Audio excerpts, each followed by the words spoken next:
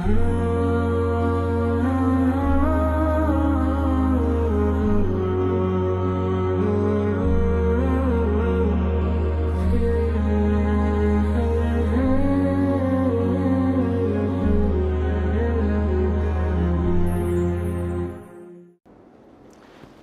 خدایی بەخشندەی میهرەبان، سوپاس و ستایش بۆ خدایی میهرەبان. درود و سەلامی خوای گەورە بڕژێتە سەر گیانی پاچی پێغەمبەری پێشەوا و لەسەر ئال و ئەسحابی و یار و یاوەرانی تا ڕۆژی دوا. بەڕێزان و خۆشەویستان، سەلام و ڕەحمەتی خوای گەورەتان لەسەر بێ. خۆشحاڵین لە زنجیرەی پێنجەم بە خزمەت ئێوەی بەڕێز دەگەینەوە سەبارەت بە هاوسەرگیری هەنگاو بە هەنگاو. بەڕێزان خۆشەویستان،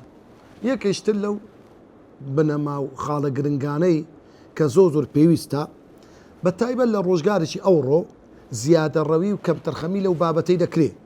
لە سەردەمانی پێشوو کەمتەرخەمیەکە بوو، زۆر جار بیستیتوان دەیانگۆ فرانە کە ژنی مارە کرد هەر ئافرەتەکەی نەدیت، بابی چولۆی مارە کرد، یعنی بەبێ ئەوەی داک و بابەکە دەچوون خوازبێنی کچەکەیان دەکرد و کوڕا هەر لە ماری بوو، ئاگای لێ نەبوو، بابەکە دەبووە چیلی مارەی دەکرد. ئەوە شێوازێک بوو لەو کەمتەرخەمیەی کە هەبووە لە سەردەمانی پێشوو. بەڵام ئێستا زیادەڕەویەکی لە ئەندازە بەدەر دەکرێت. کوڕ و کۆز لەگە یەکتر دەبن پێکەوە، جاروەیە ماوەی چەند مانگ چەند ساڵ لەگە یەکتر عەلاقە و پەیوەندیان دەبی لەگە یەکتر، سەفرە و سەردان و لەگە یەکتر دەرچوون و یعنی هیچ شتێک نامینە لەگە یەکتر وەچی برێ وەکو شەرمەک وەکو شتێک وەکو بربەستێک لەگە یەکتر. ئەوجا دوای 2 ساڵ 3 ساڵ ئەوانە پرۆسەی هاوسەرگیری لەگە یەکتر ئەنجام دەدەن. ئێمە دەرەین نە ئەوها و نە ئەوها، نەوەکو ئەوەی قەدیم، نەوەکو ئەوەی ئێستا بەو شێوەیە کە بەڕاستی زۆر بەداخەوە نە شەرع نە عورف نە قانون هیچ شتێک ڕێگا بەو بربەرەڵاییە لەگە ڕێزم لۆ بینەر و بیسەری بەڕێز ڕێگا بەو شتە نادا. ئەدی باشە کابرایەک پرسیار دەکەی ئەدی مامۆستا ئێمە چۆن هاوسەرگیری بکەین؟ دەرین کاکە بە شەرعی خوا و پێغەمبەری خوا بیکە صلی الله عليه وسلم. شریعەتی ئیسلام بەڕاستی خوای گەورە حەلی وەسەتی دانایە، مام ناوەن هەموو شتێک ئەندازەی لە بۆ دیاری کردیا، هەموو شتێک بنەمای لە بۆ دانایە. بەڵێ حەق و مافی خۆتە وەکو کوڕێک کچێک هەڵدەبژێری، کچێک کوڕێک هەڵدەبژێری یەکتر ببینن لەگە یەکتر دانیشن، بەڵام با خەلوەی ناشەرعی نەبی، باشتی بێشەرعی لێ نەکەوتەوە، با بە تەنیا نەبن، با ئەو ئافرەتە هەچی حورمەتی نەکرێ، ئەوجە لەگە یەکتر بەڕاستی نزیک بنەوە لە یەکتر و دەتوانن برین ئەوانە لەگە یەکتر پێش هاوسەرگیری بەو شەو یەکتر بناسن. لێیە پێویستە هاوسەرەکان بەر لە هاوسەرگیریان بە شێوازێکی ڕێگە پێدراو لە یەکتری بکۆڵنەوە، بە شێوازێکی ڕێگە پێدراو لە یەکتری بکۆڵنەوە، یەکتری بناسن. ئەمە بۆ هاوسەرگیریەکی درێژخایەن مەرجە بزانە بەڕاستی و خاڵە زۆر مهمە. یعنی کوڕ و کز لەگە یەکتر با شارەزای یەکتر بن، ئاساییە. کوڕێک کچەک دەینی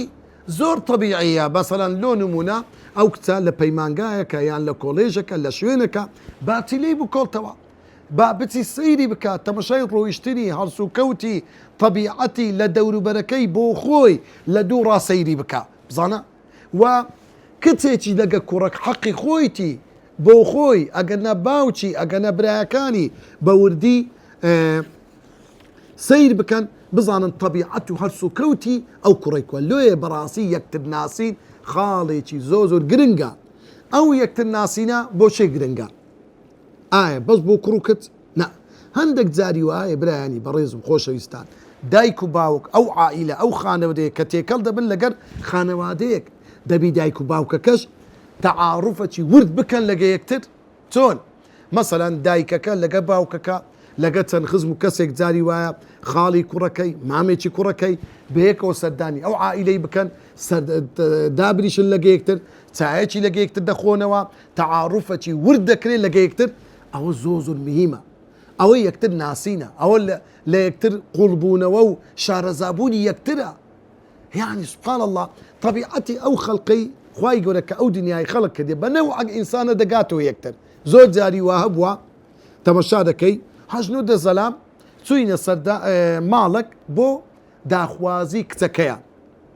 یعنی لە عسکەری 30 ساڵ لەوە پێش 25 ساڵەوە پێدیان باپیریان بەیەکەوە لە شوێنێکی یەکتر یەکەوسەر ناسینێکی زۆر پتە و لە یەکتر پەیدا بووە بزانە ئەرێ خەڵکی چێن دەری وەڵام خەڵکی سلێمانی ئەو وڵی خزمەکمانەیە لە سلێمانیان وەختی خۆی من لە برادرەکەم هەبوو لەگەری شەریک بووم ئیش علاقەک دروست دەبی لەگە یەکتر عشیرەتت چییە وەڵا عشیرەتم فرانە لۆیە خوای گەورە سوبحانە و تەعالە کە مرۆڤی دروست کردووە خوای گەورە دەفەرمی یا ئەیوهە الناس ئەی خەڵچینە بە تێگەڕایی يا أيها الناس إنا خلقناكم من ذكر وأنثى وجعلناكم شعوبا وقبائل لتعارفوا بو تعارف أخواي يقول أوهم تصنيفاته أوهم بشبشي كرديا أو عشيرته أو هوزة أو تيريا أو قلة هموي أوانا لتعارفوا بزانا إنت زوجة رواهية أما نابي لسد بنا ماي عشيرة قري دمارجيري بريار بدري زوجة رواية دبيني هندك دايكو باوكي هندك كسيا والله كاكا أمن بهيز نوعتي الرازيني ما أتو كتك بيني لعشيرتي فران لبربابي فران لو وقتي خوي 50 سال 100 سال لو بيشتر أو بياوشي خرابيان هبوا أهوش بنمانية كاكا لناو عشيرتك احتمال 100,000 زلامي تدابي أقر يكسي تدا خرابو خو معنوية همي ضربي صفر بكي لو براستي أو تعارفة زوزو مهمة يقدمنا دونمنا دخم برتاوي ايوي بريز سير بكن هاو سجيري لسد تعارفي يكت الناسين تنمهما پیغمبري خواه صلى الله عليه وسلم معلومي جنابتانا لصيروجي النامي پیغمبري خواه صلاة والسلام خواه يقولي لسر بي پیغمبري خواه لتمني بالصالي بستدو بستو بي صالي زوري حسب ايش دكن طبعا پیغمبري خواه لتمني ك 15 صالي بو شوان بوا لدوائي دا پیغمبري خواه صلى الله عليه وسلم زور حەزی دەکرد لەگەر مامی بە تیجارەت و بازرگانی بڕوا جارە ئیشتر مامی بردی بەڵام لە ترسی جوورەکە کات لە منطقەی شام لە ڕێگە گەڕاندیانەوە بەڵام پێغەمبەری خوا صلی الله عليه وسلم هەر کۆڵ نادا ئاخیری دەزانی ئافرەتێک هەیە خات و خەدیجە ماڵێکی زۆری هەیە بەڵام کەس نییە ئیش و کاری بکە خات و خەدیجەش بە پێغەمبەری خوا ئاشنایە بە دوای ئیشدا دەگەڕێ بۆ خۆی داوا لە پێغەمبەری خوا دەکا صلى الله عليه وسلم ايش ببارو بورو مالكي بكا پیغمبري خوا صلى الله عليه وسلم زيد بندي خاتو خديجه خاتو خديجه بندكي خوي لك پیغمبري خوا دنيري لبو شام برباريتي زور تسليمي پیغمبري خوا دكا صلى الله عليه وسلم لسنمي نفامي كوا خلق حسابي حلال وحرام يا ندكت دزي زردي مال خواردي خلق زور باوبو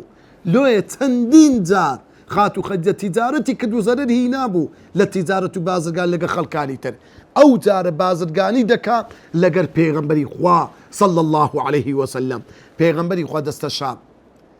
بەو ماڵی زۆری خات و خەدیجە بە ئەو پەڕی ئەمانەتەوە هەرس و کەوت لەگە ماڵەکەی خات و خەدیجە دەکات بە ئەو پەڕی هەرس و کەوتی جوانەوە هەرس و کەوت دەکات لەو سەفەرەی لەگەر زەیدی بەندەی خات و خەدیجە بۆیە کاتێک کە پێغەمبەری خوا دەڕوا صلی الله عليه وسلم بۆ ئەو بازرگانیە و دێتەوە ڕاستەوخۆ خات و خەدیجە زۆر تەمەعجیری پێغەمبەری خوا دەبی لۆ لەبەرچی لەبەرەوەی زەید کاتێک کە دێتەوە لای خات و خەدیجە وەصفی پێغەمبەری خوا دەکا لۆ خات و خەدیجە صلی الله عليه وسلم دەڵێ ئەی خات و خەدیجە پیاوێکی ئەوەندە ئەمانەت پارێز واللهی ئەگەر پارەی خۆی بایە ئەوەندە چاودێری پارەکەی نەدەکرد زۆر ئاگاداری پارەکەی بوو معاملە و معاملە و کڕین و فرۆشتی زۆر بە هەستیاری و بەوردی دەکرد لەوەی زەرەر نەکا خۆ ماڵی خۆی نییە پێغەمبەری خوا صلی الله عليه وسلم بەڵام پێغەمبەری خۆ دەڵێ ئەو ماڵی ئەمانەتە نابی خیانەتی تێدا بکەم ئینجا دەڵێ ئەی خات و خەدیجە پێغەمبەری خوا صلی الله عليه وسلم لە ڕێگا کە دەڕۆی زۆر میهرەبان زۆر نەرم زۆر قسە خۆش زۆر ڕووخۆش لەگە ئەو خەڵکان پێغەمبەری خوا کاتێک دەیکڕی دەیفرۆشت زۆر حسابی حەق و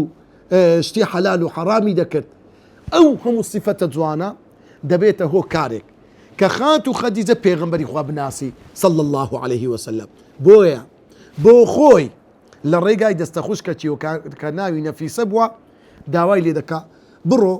ئەگەر پێغەمبەری خوا صلی الله عليه وسلم محەممەد حەز دەکا ژن بینی ئەمن ئامادەم شووی پێ بکەم بزانە پێغەمبەری خوا صلی الله عليه وسلم کاتێکەوە ئەو هەواڵەی لە بۆ دێ پێی دەڵێن پێغەمبەری خوا گەنجەکە لە تەمەنی 25 ساڵی بۆیە خات و خەدیجە چەند ساڵە بەڵام ئەوەن ئاشنای یەکتر بوونیە یەکتریان بە تەواوی ناسیە بۆیە پێغەمبەری خوا صلی الله عليه وسلم ئەو کاتە مامەی ئەبوو تاڵب سەرپەرشتیەکە پرسی پێ دەکا مامە شتێکی وایە چ دەڵێ پێغەمبەری مامیشی دەڵێ بەڕاستی ئەوانە خەدیجەی کچی خوەیلیت بنە ماڵەیەکی زۆر گەورە بەڕاستی کەسێکی باشن ئەها ئەوش ئەوانی ناسیە ئینجە ئەو پرۆسی هاوسەرگیریە پەیدا دەبیتن بزانە لۆیە کوردەواری خۆمان قسەی زۆر جوانی هەیە دەڵێ ئەرێ فران کەسی دەناسی دەڵێ ئەگەر کەسێک برێ دەرێ کوی دەیناسی بە سێشت پێوەری ناسینی ئینسانەکانە یەکەم سەفەر ئینسان لە سەفەر طبعی بە دەردەکەوی لۆیە زانایان دەڵێن لۆیە بە سەفەری دەوترێ سەفەر یوسفیر عن ئەخلاق الرجل هەرچی خوڕەوشتی ئینسانە بە دەردەکەوی لە سەبری لە تەحملی لە برسیەتی لە هیلاکەتی چەند خۆڕاگرا دووەمیشت جیرانەتی ئینسان بە جیرانەتی بە دەردەکەوی سێم لە معاملە و کڕین و فرۆشتن لەو سێشتە بە دەردەکەوی خات و خەدیجە لە معاملە و سەفەردا پێغەمبەری خوای ناسی لە ڕێگای زەیدی بەندەکەیەوە لۆیە تەمەعگیری پێغەمبەری خوا بوو صلی الله عليه وسلم نمونەی دووەم نمونەی موسا پێغەمبەرە عليه السلام موسا پێغەمبەر لە مصر ڕاوی دەنێن شار بە دەری دەکەن بە تۆمەتی ئەوەی زەلامەکی کوشتووە کە لە سەردەمی فیرعون لۆیە ڕوو دەکاتە شاری مەدیەن موسا پێغەمبەر عليه السلام کەسێکی ئاوارە غەریب دوورە دەست لۆیە لەو کاتەدا دەڕوا لە بن سێبەری دارەچی ماندی شەکەت هیلاک هەموو قەلبی ئارەقا تۆزاوی ماندوو پڕ بە ترس نەکو دەست دار و دەستەی فرعون پێی بگەن لەناو هەموو ئەو ناخۆشیانە دەجێتە ژێر سێبەری دارك چ دەڵێ ربي أنزلني منزلا ربي إني لما أنزلت إلي من خير فقير أي پروردگارا لو شويني كأمل تيدانيش تجيبوما من خير لخير وبركة تاكا فقير هيت بديا زور فقير وهجار ندارم بزانا راستو خو خواي قور سبحانه وتعالى موسى بيغمر همت دكا لدورة دوك الزبيني لناو كومڵێکی ئاپۆڕای خەڵکی زۆر هەر خەڵکە گدێ لە بیرەکەی ئاوی ئاژەڵەکانی دەدا و دەڕواتەوە بەڵام ئەو کچانە دوو کچە لە دوورن لۆیە موسا پێغەمبەر دێتن دوای ئەوەی ئەوان بەردە گەورەکە لە سەبیرەکەی دادەنێنەوە هەری دەگری ئاو دێری مەڕک دوو کچەکەی دەکا و دەڕۆنەوە ئەو دوو کچە دەچن وەصفی ئەو موسا پێغەمبەری دەکەن وەصفی دەکەن بابە ئەی شوعەیب ئێمە پیاوەکمان دیت زۆر بەغیرەت زۆر مرد دوو خاوەنی دوو سفەتی زۆر گرنگ بوو ئەویش قەویون ئەمین زۆر بەهێز بوو بەردەکەی هەرگرت ئەمین زۆر دەسپاک بوو لەبەرەوەی چاوی لە ئێمە نەجێڕا داوای کرێی نەکرد لە ئێمە دێڵە کاکە لە مقابلەوە ئێمە ئاوی مەڕەکانم مەڕەکەم بدەنێ زۆر چاو تێر بوو زۆر بەعیزەت بوو ئەو پیاو یەکەوسە شوعەیب واللهی دەرێەوە شایستەی ئەوەیە بهیمە ناو ماڵی خۆم بیکەم بە زاوای خۆم کچی خۆمی بدەمێ ئەو تعارفە مهمە بەو نەوعە گەنجی بناسە لە ڕێی مزگەوت لە ڕێی دینداری لە ڕێی خواناسی بەو شێوەیە ئینسان بەڕاستی سەرکەوتو دەبی لۆیە بۆ ئەوی هاوسەرەکان یەکدی باش بناسن پێویستە بەڕاستی هاوشەوی ئەو هەنگاوانە یان هاوشەوی ئەو هەنگاوانە بگرنە بەر یەک لەوانە بە لە بەر چاوگرتنی ئەوەی کە خێزانداری یەک ڕۆژ و دوو ڕۆژ نییە یان یەک لەو خاڵی کە زۆر میمە بزانە